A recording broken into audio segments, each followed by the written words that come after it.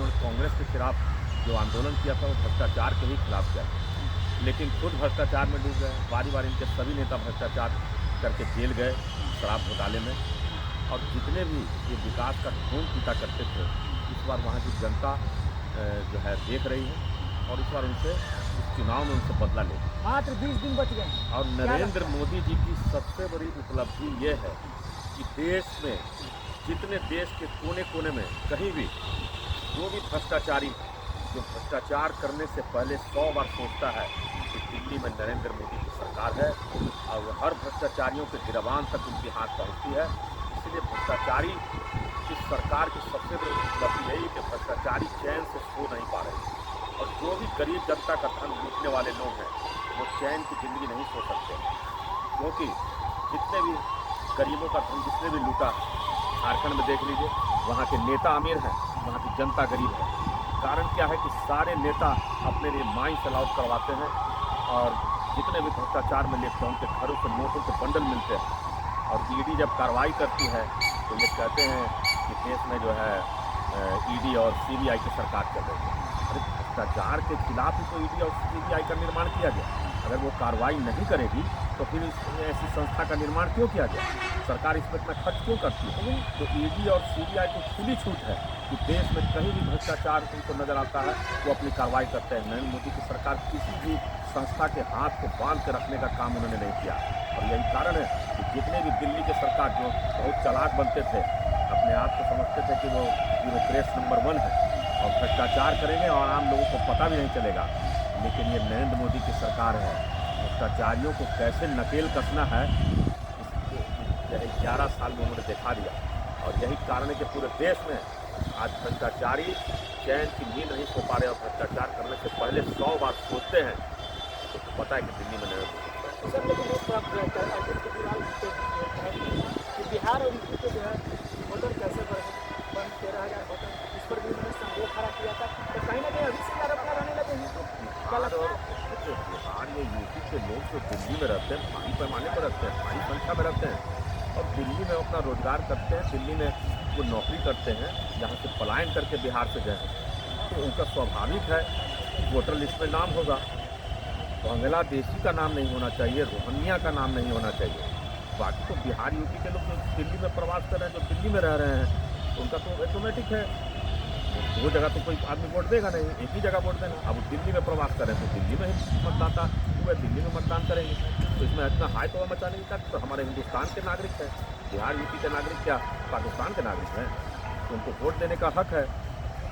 ये तो उनको ये इस बात का इस बार पूरी तरह से डर समा गया उनके अंदर कि बिहार यूपी के लोग और जितने भी प्रवासी लोग हैं उनके खिलाफ हो चुके हैं। पहले यही लोग उनके मतदाता थे। दिल्ली के मूल निवासी जो वहाँ के बासिंदे हैं वो तो पहले से केजरीवाल के बहुत विरोधी रहे, क्योंकि इनको ये जो सिग्निफा देकर और लालच देकर लोगों का वोट लेना चाहते हैं, अब उनके जाल में कोई फंसने वाला नहीं है, क्योंकि हर योजना में इनके भ्रष्टाचार है। ये नरेंद्र मोदी जी की सरकार जो 11 साल से केंद्र में चल रही है, किसी भी योजना में भ्रष्टाचार नहीं। मनरेगा में पहले इतना भ्रष्टाचार था, आज 1 रुपये का भी भ्रष्टाचार नहीं है। पहले की सरकारें वहाँ के उनके प्रधानमंत्री खुद कहा करते थे कि हम भ्रष्टाचार को रोक नहीं पा रहे हैं, मैं 1 रुपया भेजता हूँ तो 15 पैसे मिलता है। लेकिन नरेंद्र मोदी बेचारा बनने के लिए नहीं आए हैं।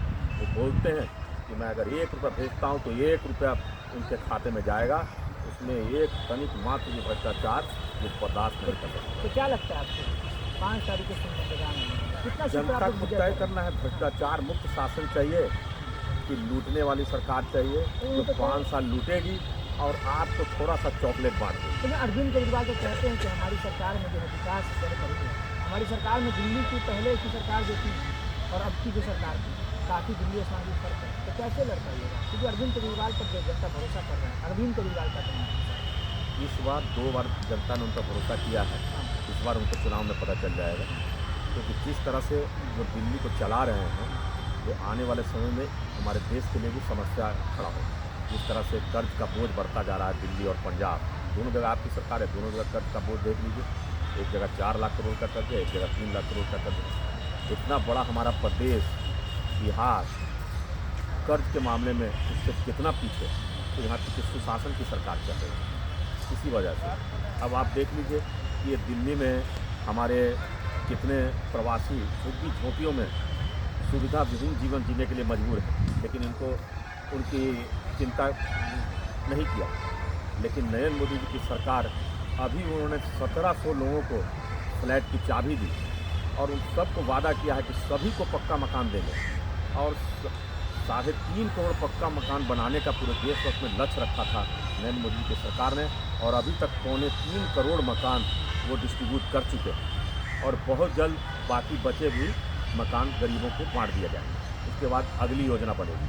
तो ये भारी पैमाने पर गरीबों को, झुग्गी झोंपड़ी में रहने वालों को, गरीब भाइयों को वो पक्का मकान प्रोवाइड कर रहे हैं। लेकिन केजरीवाल क्या कर रहे हैं, वो अपने लिए 50 करोड़ का राजमहल तैयार करवा रहे हैं और कहाँ कहते थे कि हम आम आदमी हैं। तो आम आदमी कहीं 50 करोड़ के राजमहल में रहता है, 20 महल में रहता है। तो ये सब अब जनता समझ चुकी है और भ्रष्टाचार के मारे में बारी बारी सब लोग जेल पर हैं और सरकार बनने के बाद भी क्या स्थिति होगी ये देखने वाली स्थिति है। और इसलिए जनता अब इस मुगालते में नहीं है। जनता को पता है कि इस बार हमें पीछे छोड़ना है, 2 बार इनको चांस नहीं। देख सकते थे सीधी सीधी बात जो हमारी हरजीत सिंह से हुई थी। हरजीत सिंह ने दिल्ली वाले मुद्दा पर लेकर सीधे सीधे कह दिया कि लोग जेल पर है, सबसे बड़ी बात है। और दिल्ली में सरकार जो है भाजपा का ही बनेगी, पूर्ण रूप से गारंटी दे रहा था। साथ ही उन्होंने पूर्वांचल के लेकर उन्होंने बोला उस पूर्वांचल को अरविंद केजरीवाल जी पूछते हैं जो देखिए, जनता के गरीब धन को जो लूटेगा उसको देश की जनता तो सबक सिखाएगी, प्रकृति भी उन्हें सबक सिखाती है। आप इतिहास उठा कर देख लें, जिसने भी भारत देश के गरीब बिहार के हमारे गरीब जनता का धन को लूटा, उनकी आने वाली नस्लें बर्बाद हो जाती है। आप हिसाब उठा कर देख लें। तो जो भी ये हमारे गरीब जनता के हक की कमाई है, उसे जो लूटेगा उसे भोगना पड़ेगा। बहुत बहुत धन्यवाद। यही हम अच्छा 3 गो रील निकलते बाद 3 गो ने